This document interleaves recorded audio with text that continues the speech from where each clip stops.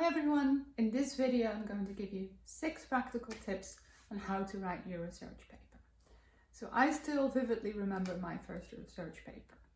So this wasn't done with track changes on Word, but it was neatly printed and in a red pen. There were so many changes in there that every single page just appeared red. And I had a lot of issues with my first paper. So actually the second paper that I wrote was published before the first one. It was definitely a steep learning curve, and I will share some of my experiences and some of the tips and tricks that I picked up along the way in how you should write a research paper. And the first thing you have to ask yourself, when do you think your paper is ready for publication? And this might be a tricky one, especially as a PhD student where you're never kind of sure when you need to start approaching your PhD supervisor. So we had a protocol in place which worked quite nicely, where we would have just a simple PowerPoint with some of the graphs you had, some of the results, and then highlighting some of the novelty of the research, comparing it to other papers into literature. Now, the first tip I would give you is to talk to your PhD supervisor early on. Show them these graphs, show them the results that you got, and they will give you some critical feedback. So they might say like, oh, you need to do those experiments in order to get it to the publication state. Because often the experiments will take the most time. So that's why it's very important to talk to them early on. When you talk to them, it's also important that you have an idea of where you're going to submit your paper to. Because if you work in a multidisciplinary field, such as like what I do, you can go into very many different directions. You can go to a pure chemistry journal, you can go to a pure material science journal, you can go to a multidisciplinary journal. And the way you would write your paper with the audience you have would be completely different. And also maybe you would be focused more on certain results. So do discuss the journal, have a potential wish list of journals in advance of where you're going to submit it to.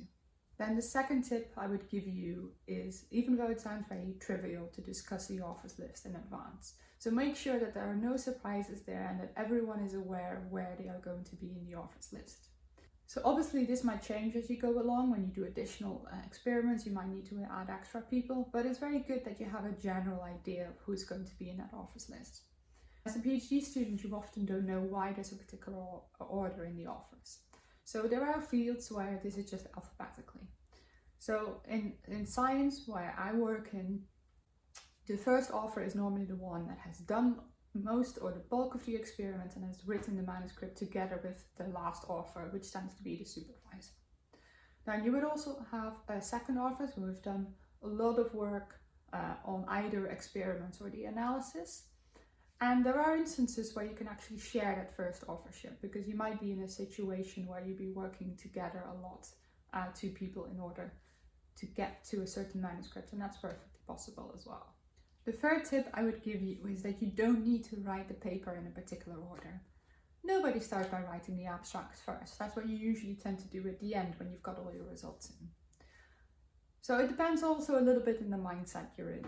I think if you just start as a PhD student, the easiest for you to probably do, because this is just your methodology, is to write down the experimental and the materials and methods section first. So have a go at that first, because this should be relatively straightforward. Show it to your supervisor, and at least then you've got something on paper, and then it will make it easier to write the rest. Then whether you go to the introduction or to the results first depends a little bit on what you are more comfortable with. Obviously, when it comes to the introduction, you need to be very much aware of other work in the field. So what are your competitors? What research is similar? And how is this what you're doing? How is this different? So the fourth tip I would give you then is to, from the start of your PhD, to really use software to keep a database of all the relevant references. So whether you use EndNote, whether you use Mendeley, there are many different options. But if you keep a database, you make it much easier for yourself. Not just for the fact that all the references will go into automatically the right format, since most journals tend to have different formats, but also it will be easy for you to pinpoint other research which is similar in the field. So make sure that you have that database ready, because it will help you a lot when you're writing the introduction. The fifth tip I would give you is to engage with the co-authors. You would often have more than one supervisors, and do get them involved in it, because they don't want to be notified last minute that you're going to submit a manuscript. So give them time to read through it and to give their feedback. Often they can help with the interpretation of the data as well, and with the graphs. So send it to them early on so they can give you some feedback, and then send it again before you send out the final version. One of the key frustrations, and even as experienced academics might struggle with this, is that you need to keep track of all those changes. If you've got 10 co-authors, which is not an unreasonable amount when you're working in this field, so you end up with an infinite number of versions. So make sure that you keep track of all these changes. You can do this by having a Google Doc where people can correct things. I usually add the initials of the co-author that look to it, but also the dates, which is very important when you track your paper and that you make sure that you've got all the right versions in place. The sixth and final tip, make sure that you read the guidelines for authors before you submit.